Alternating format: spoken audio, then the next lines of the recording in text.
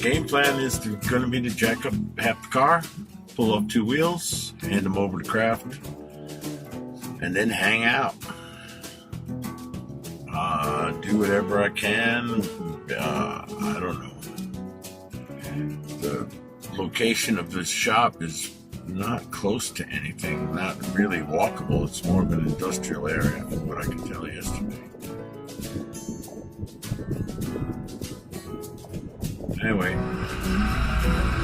Okay, so I'm at Craft Repair shop that does wheel repairs, and I'm going to get started on pulling the wheels off.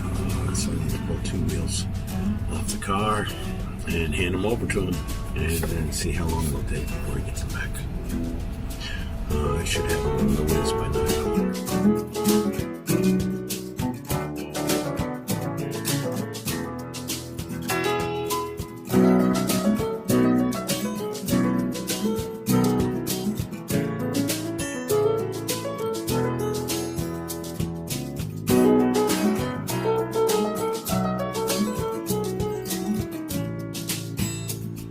Hey, I got a wheel. Yeah, this is the first one. Thank you very much. Thank you very much. First wheel's done. Can I tell where it was hurt?